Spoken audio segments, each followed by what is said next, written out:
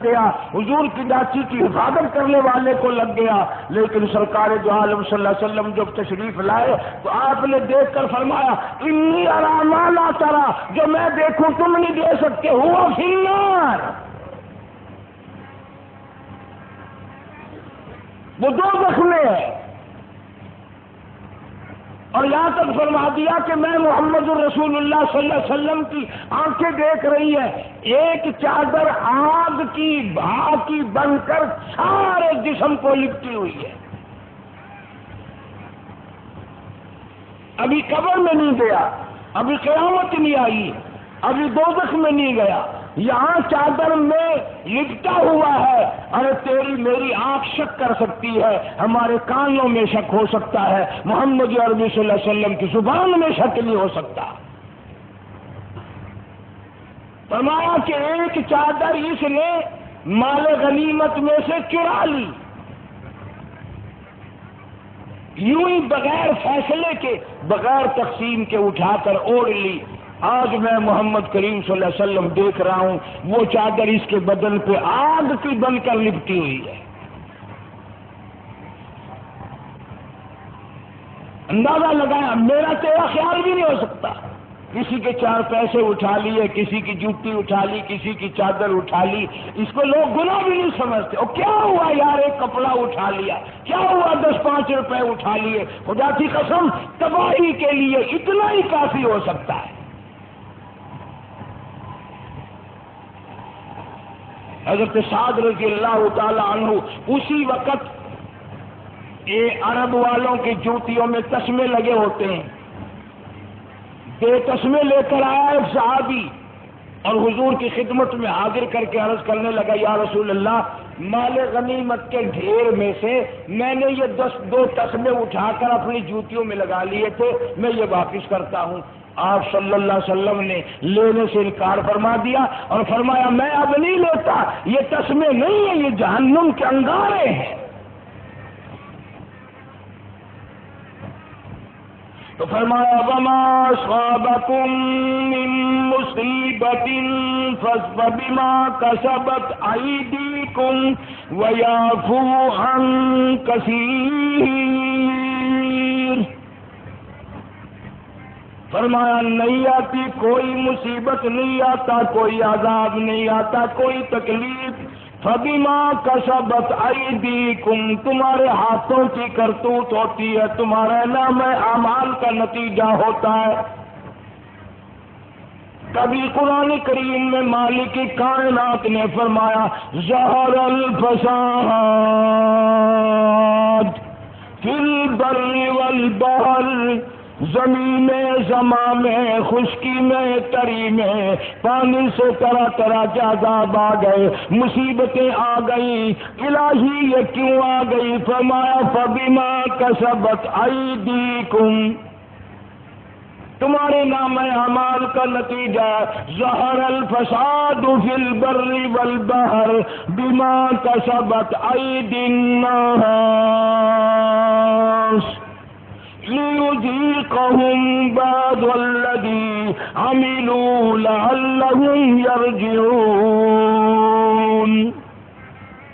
اللہ فرماتے ہیں میں اس لیے عذاب دیتا ہوں تاکہ تمہیں چکھایا جائے، تمہیں پتہ چلا جائے ہوا میری ہے، زمین میری ہے، بادل میری ہے، برسات میری ہے، سورج چاند پہ حکومت میری ہے، تیری نہیں۔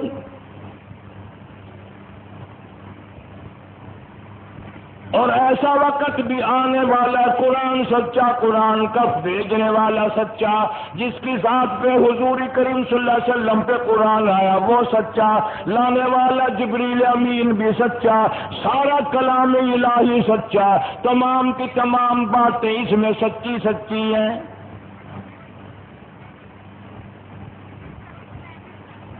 اللہ پاک جل شانہ نے تمام چیزوں کے فیصلے فرما دیے، فرمایا وَلَنَبْلُوَنَّكُمْ بِشَيْءٍ مِّنَ الْخَوْفِ وَالْجُوعِ وَنَقْصٍ مِّنَ الْأَمْوَالِ وَالْأَنفُسِ وَالثَّمَرَاتِ۔ کبھی فصلوں کو برباد کر دوں گا، پھلوں کو برباد کر دوں گا، تم نام لوگے آندھی آئی اس سے خراب ہو گیا، آندھی بھیجنے والے کا نام یاد نہیں آئے گا۔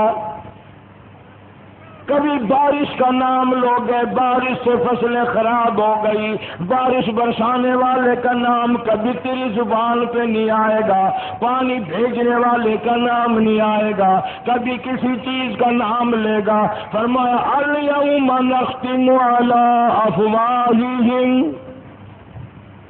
قیامت کے دن میدان حشر میں تجھے کھڑا کر کے تیرے منہ پہ مہر لگا کر میں تیرے ہاتھوں سے کلام کروں گا،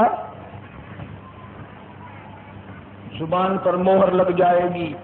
وَتُكَلِّمُنَا أَيْدِيهِمْ، میں تیرے ہاتھوں سے پوچھوں گا، ساری دنیا کے سامنے، ساری مخلوق کے سامنے ہاتھ گواہی دیں گے، الہی مجھے قرآن کو نہیں لگایا، الہی مجھے نماز کے مصلے کو نہیں لگایا، الہی ہم سے وضو کبھی نہیں کیا، الہ العالمین نے کام نہیں کیے، بلکہ اکثر ہمیں لوگوں کی دھی بیٹیوں کے جسم کو لگایا کرتا تھا۔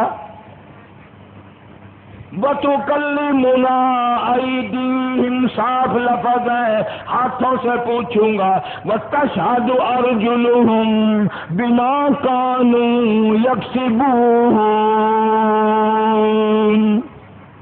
پیروں سے پوچھوں گا، مسجد کی طرف جایا کرتے تھے یا سینما کی طرف جایا کرتے تھے اللہ اللہ کرنے کے لیے، مسجد کی طرف تم جایا کرتے تھے، او پیرو، او آدمی کے پیروں بتاؤ، تم مسجد کی طرف جاتے تھے یا جہاں رات دن کنجریوں کے گانے رہتے تھے فوراً تم ادھر جایا کرتے تھے؟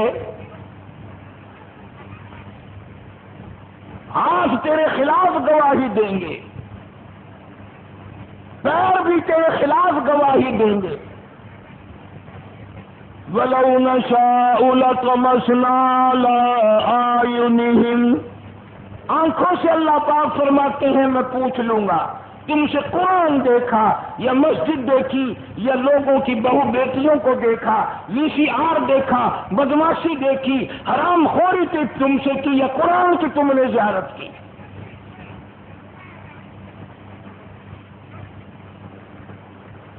کتنی آنکھیں قرآن کی زیارت سے محروم ہیں، کتنی آنکھیں قرآن کے دیدار سے محروم ہیں،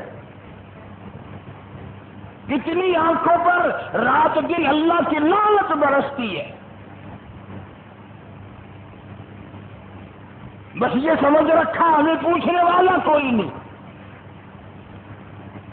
جب ہاتھ خلاف گواہی دیں گے، پیر خلاف گواہی دیں گے، آنکھیں خلاف گواہی دیں گی، پھر آواز لگے گی وَامْتَازُ الْيَوْمَ أَيُّهَا الْمُجْرِمُونَ،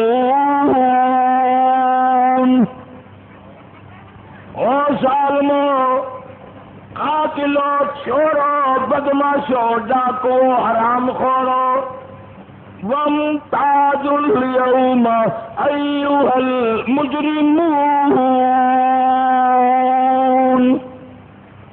ہٹو، دفع جاؤ، چخے ہو جاؤ، نکلو یہاں سے، آج تو تمہیں میرے نیک بندوں کے پاس کھڑا ہونے کی اجازت نہیں۔ لِيَمِيزَ اللَّهُ الْخَبِيثَ مِنَ الطَّيِّبِ، نیک و بد کی تمیز کر دی جائے گی، الگ الگ دور دور فیصلہ کر دیا جائے گا۔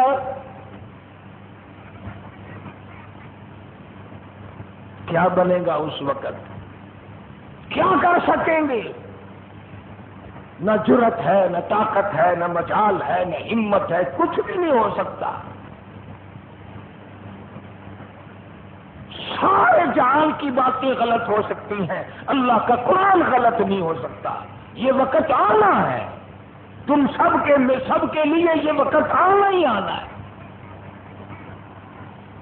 فرمایا یومئذ تحدث اخبارها، قیامت کے دن زمینوں کے ٹکڑے اٹھ اٹھ کر آئیں گے، بتائیں گے الہی یہ آدمی مجھ پہ زنا کیا کرتا تھا، یہ آدمی مجھ پہ جوا کھیلا کرتا تھا، یہ آدمی مجھ پہ رشوت لیا کرتا تھا، یہ آدمی مجھ پہ بیٹھ کر شراب پیا کرتا تھا، یہ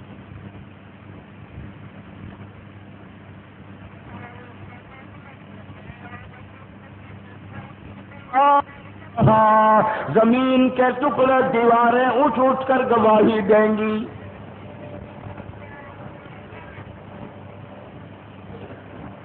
جن کا یقین تھا کہ ایسا وقت آنا ہی آنا ہے، انہوں نے اپنی زندگی کسی اور طریقے سے گزاری ہے۔ ایسے ایسے لوگ اس دنیا میں آئے، مولانا محمد قاسم نانوتوی رحمۃ اللہ علیہ دارالعلوم دیوبند کا بانی، جس دن پہلی اینٹ رکھوانے لگے، سنگ بنیاد رکھوانے لگے،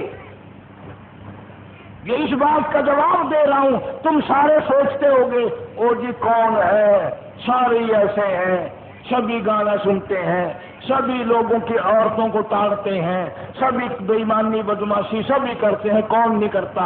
اس کا جواب عرض کر رہا ہوں، مولانا محمد قاسم نانوتوی رحمۃ اللہ علیہ نے اعلان کیا، کل کو میں دیوبند کے مدرسے کی پہلی اینٹ اس آدمی سے رکھواؤں گا جس کے دل سے کبیرہ گناہ تو کہاں، کبیرہ گناہ تو کیا، کبھی چھوٹے صغیرہ گناہ کا بھی دل سے گزر بھی نہیں ہوا۔ کسی صحابی کی بات نہیں کر رہا ہوں،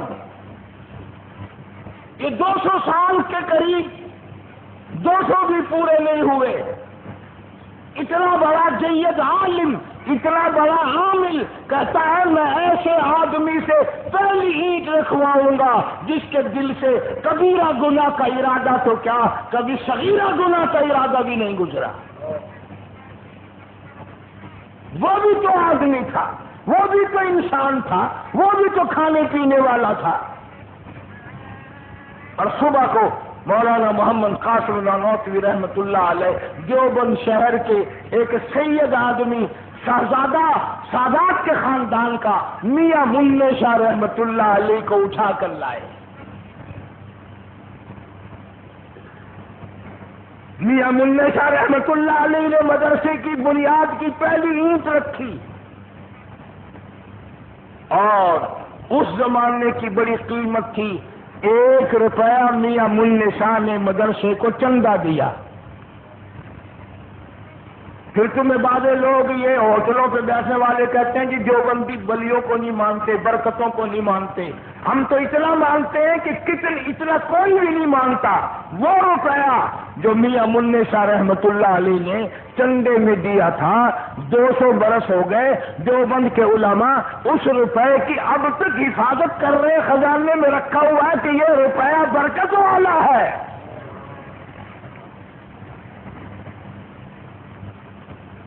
وہ آج بھی روپیہ خزانے میں موجود ہے، حالانکہ وہ انگریزی سکہ ہے، انگریز کے زمانے کا بنا ہوا ہے، لیکن اللہ والے کی قدر کرتے ہیں نا، کہ ایک اللہ والے نے اپنے ہاتھ سے یہ چندہ دیا تھا۔ اور پھر دارالعلوم دیوبند کے خزانے میں ایک اور چیز بڑی عجیب ہے، سونے کی ڈبیا میں ایک رومال رکھا ہوا ہے جو ترکستان کے بادشاہ کی طرف سے تحفہ ملا تھا۔ یہ وہ رومال ہے جس رومال میں کوئی سینکڑوں سال محمد عربی صلی اللہ علیہ وسلم کا چوغا شریف، آپ کا پہنا ہوا کپڑا اس رومال میں لپٹا رہا۔ اس رومال کی علماء دیوبند کتنا اکرام کرتے ہیں، یعنی جس کپڑے